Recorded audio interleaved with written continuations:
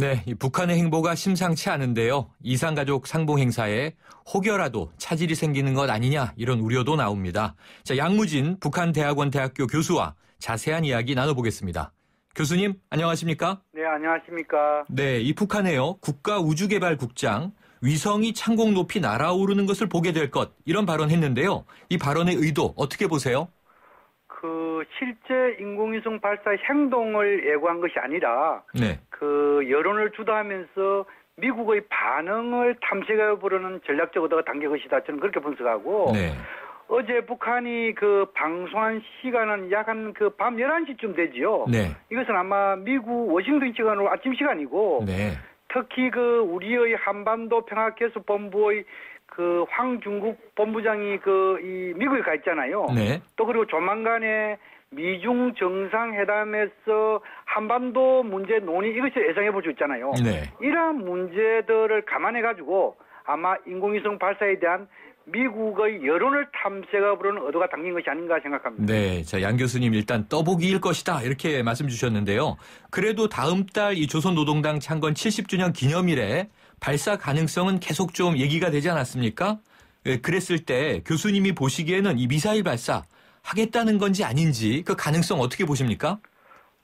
발사를 위한 만반의 준비를 하고 있다는 것이지 네. 실제 발사를 예고하는 것은 아니라고 제가 말씀드렸잖아요. 네.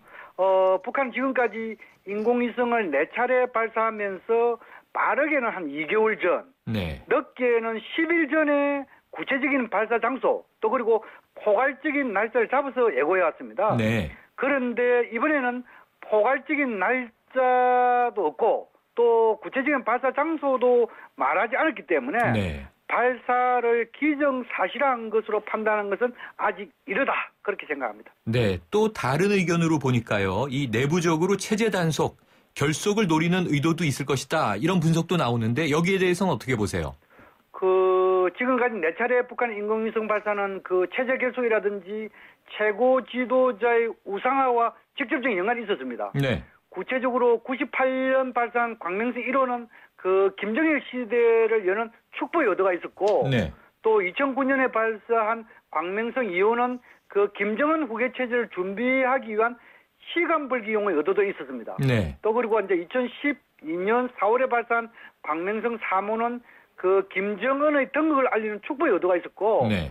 또 그리고 2012년이죠. 12월에 발사한 광명성 3-2호는 김정일 위원장의 유언을 관철한다는 의도가 담긴 것으로 분석할 수 있습니다. 네. 만약에 이번에 북한이 광명성 4호를 발사한다면은 당 창건 70주년을 맞이해가지고 맹실상부한 김정은 시대를 선포하려는 축복의 의도가 담긴 것일 수도 있다. 이렇게 볼 수 있습니다. 네, 이 로켓이냐 미사일이냐 이 발사 문제도 있지만요. 오늘은 영변의 모든 핵시설이 정상 가동하기 시작했다. 이런 뉴스 나오지 않았습니까? 이 대목은 같이 종합하면 어떤 해석이 가능한가요?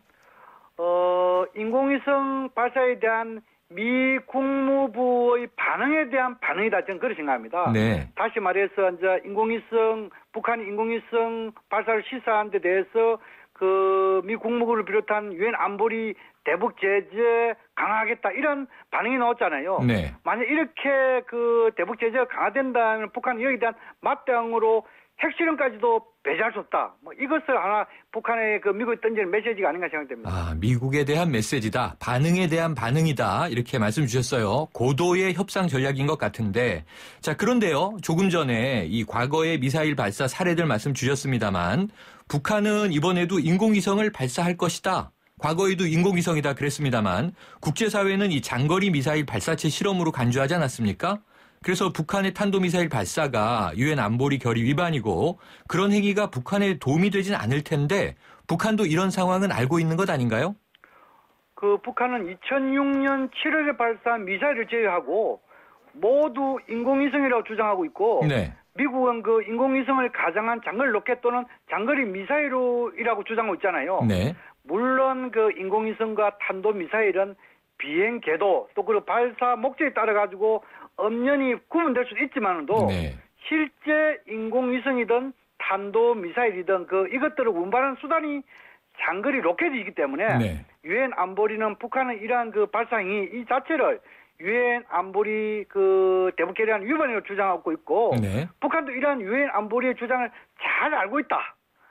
그렇게 이해하면 될 것 같습니다. 네, 아주 잘 알고 있다. 자, 우리 청와대는요, 일단 발사를 한 것이 아니기 때문에 예단을 할 필요는 없다. 이런 입장을 보였는데요.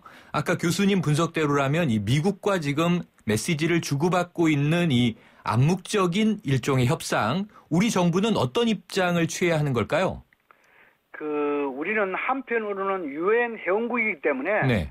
유엔 안보리의 대북 결의안을 준수해야 할 책무가 있고 또 다른 한편으로는 정전 체제에서 한반도 상황을 안정적으로 관리할 책무도 있기 때문에 그 아주 신중하면서도 전략적인 접근이 필요하다고 생각합니다. 네. 그 경험적 사례를 비춰보면은 북한의 핵과 미사일, 인공위성 발사를 막을 수 있는 나라는 미국과 중국밖에 사실 없습니다. 네. 따라서 지금은 그 북한의 인공위성 발사를 막는 것이 시급하기 때문에 네. 우리는 빨리 이 남북 당국 간 회담을 개최해서 대화의 분위기를 조성하고 네. 또 그리고 북중 대화, 북미 대화가 빨리 열릴 수 있도록 중국과 미국, 북한을 모두 설득하는 네. 그것이 현실적인 방안이 아니겠느냐 저는 그렇게 생각합니다. 네, 당국 간 대화를 빨리 열어야 한다. 자, 그런데요, 교수님, 오늘 판문점에서 이산가족 생사 확인 의뢰서를 교환하지 않았습니까? 이 이산가족 상봉 예정대로 추진될 수 있다고 보세요? 이번 이산가족 상봉은 우리 정부의 결단에 달려 있다고 생각합니다. 네.